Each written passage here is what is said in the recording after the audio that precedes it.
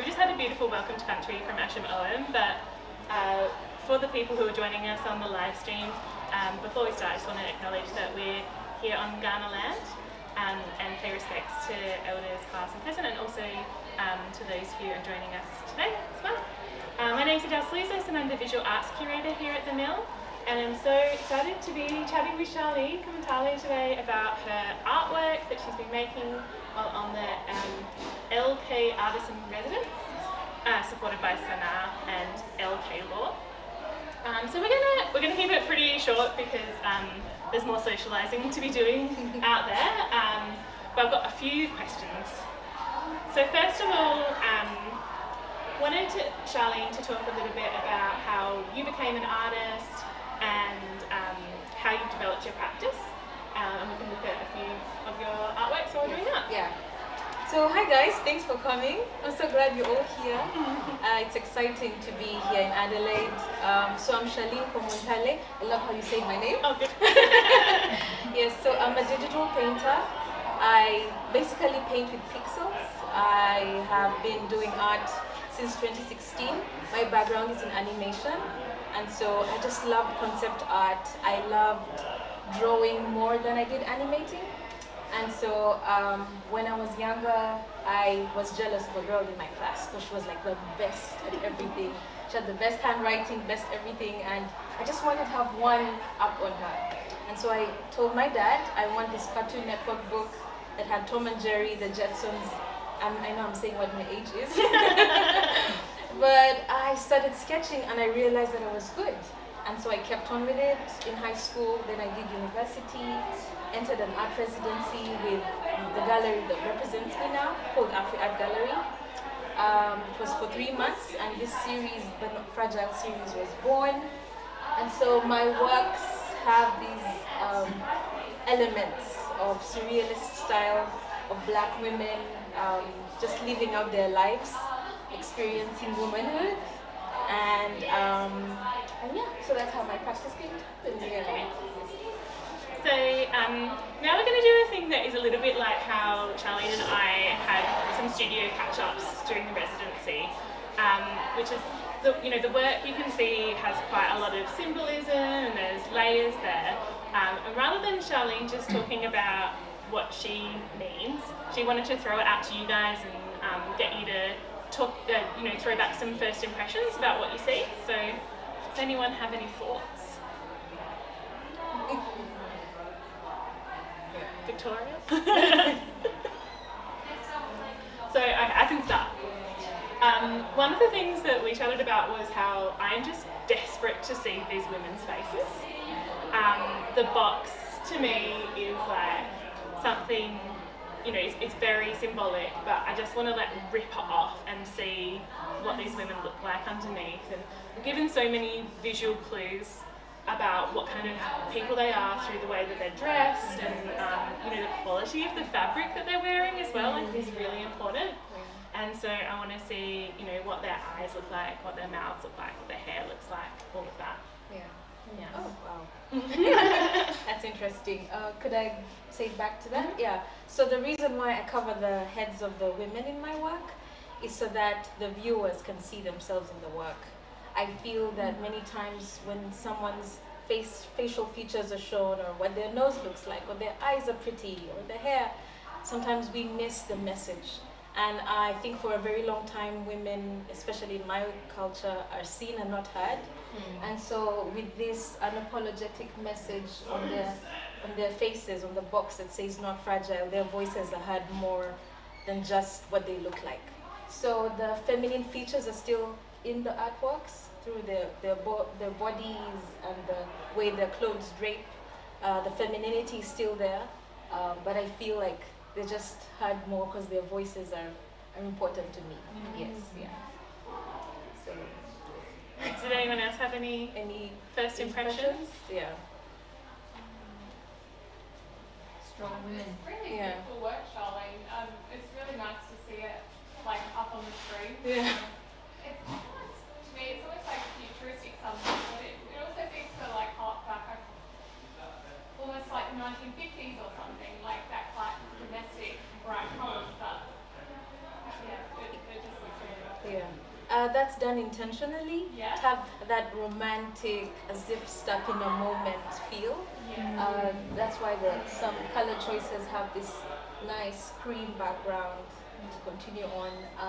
And then the clothes of the women are bright so that they are seen in the work, and you can't miss them. In the orange, you can't miss me in the orange. Yeah. Yes, yeah. So, thank you. We can move on to the next thing then. Is there anything else that you wanted to talk about in the symbolism? Maybe you can just talk through a few elements of what we can see on the screen. Okay. So each painting is meant to break a false narrative about women. I think we live in a world where women are either hypersexualized, or we have this broken mentality that they're fragile, that they're not strong enough. I think in my culture, it's very easy for us to get lost in the normative roles that we see women do, and then miss their strength and their beauty. So each painting is meant to talk about a specific issue. So for this one in particular, it's about rest and how rest is not weakness. So every position or every symbol is meant to push that narrative forward about their beauty and their strength.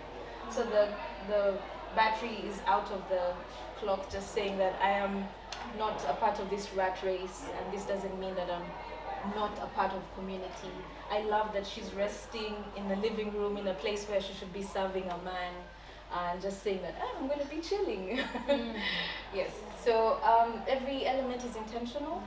It's important for me that I think through every story that I'm telling, because it needs to be true. Because I'm breaking false narratives, that means it needs to be true. And so it takes time to just navigate how that's going to work through the paintings. Yeah. And it's so nice in these slides that you've given us these little details as well. We're brilliant to see that in your exhibition and see the new works with that level of detail. Yeah, thank you. Yes. Do you want to go to the next one, and maybe we can just... we have a question over here. Yes. Yeah, I quite like the hyperrealism idea. I just wondered what sort of where your influence is from that painting. The colours, it's sort of super vibrant. I guess because Uganda is very vibrant. You can see my clothes, very vibrant. I still, even if they're very poetic and quiet, I still wanted to draw the eye of the viewer in. I enjoy realism very much because I never could draw anything out of my mind. So I guess having that little Cartoon Network book and looking and doing still life kind of shaped how I wanted my works to look like. And you're saying so that even these are like my feet, so I take images. I have my sisters pose for me so that everything is perfectly in perfect perspective. Yes. So yeah, thank you. Another thing that I think he used to great effect is the shadows in the works, and in your new work as well that has come through. Yeah. Yes, true. Yes, true. This painting in particular is about how small platforms are for women, but we still want to use our voices. I love that she gets to take off her pretty shoes just to ensure that the voice and the message is out. Yeah. So, thank you. Okay. I think that we could probably keep on looking at artworks and keep on going through them, but I'll move along. So this residency is very much about cultural exchange as well, and it's been so lovely for you to be here and sharing your culture with our studio artists and with our staff, and hopefully we've been able to share some of our culture with you. But for tonight, I also asked Charlene if she could share a few other artists from the Ugandan art scene and talk a little bit about how you fit into that, and also maybe what you've learnt from the residency. Yeah. So let me just scroll to some of their works. Sorry. So we have a lot of women artists coming up right now. I think we're at the age where the platforms are growing for African art, and which is incredible timing for me because I only got into the industry in 2021. I had the misconception that digital art didn't have space there. I'm glad to see that's not the case. So, so this is Mona Taha's work. She's a Muslim woman who gets to tell her story of her life. This is actually her. And how women are placed in society. Being from a Muslim background, there are a lot of conservative narratives and opinions. And so we do have a lot of photographers, people who are interested in environmental work, like Sandra Subi. She does use recycled materials to talk about her story. This is called the Samba gown. Samba in vernacular, sorry, in English is kick the gown.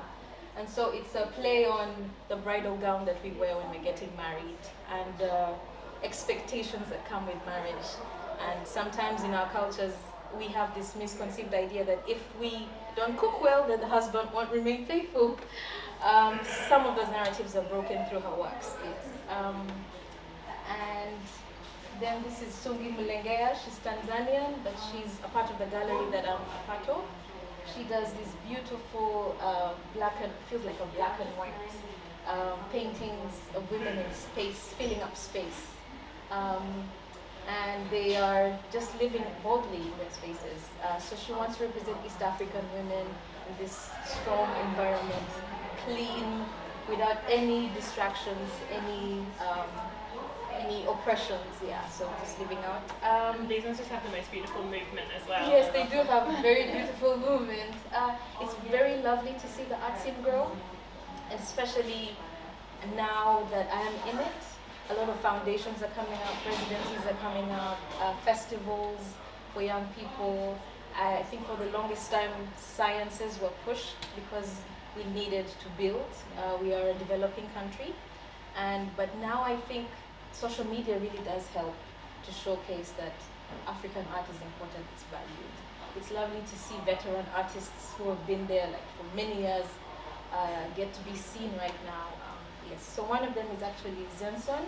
He does these incredible sculptures, and he's like a multifaceted artist, from fashion to poetry to film. Like he's incredible, and he's like one of the artists that I've always looked up to since I was like a kid. Yeah, so he tells different stories on consumerism and multiculturalism. Yes. Yeah. So there's a lot. We tackle very many topics. And I've just loved how Adelaide has received me. Everyone is so nice here. It's so nice. It's hot, but I'm actually surprised that I'm still okay. Drinking a lot of water, which is good for me. I have enjoyed being in a space like this. I think because back home, my studio is back home, in my home, so I wake up and then to the studio. It's been good to be in a space where I feel like I'm encouraged to be an artist and seeing other people thrive with their crafts. Looking across the room, you're seeing someone do something that I know that I don't have the skill set to do, and how he's thriving in his thing. It's just such a wonderful place to be. Yeah. So I'm grateful. Thank you. We've been so happy to have you here as well. It's been like a joy to have in the studio. It's so lovely to have those conversations when we see you, and to talk about your work and to see your work and these other artists' work that you've shared as well. Yeah, really fantastic. Very cool. Yes. Yeah, cool. So I think the last thing was just like opening it up to any questions. If you guys have anything that you wanted to ask about, or and we can maybe go back to some more photos of your work.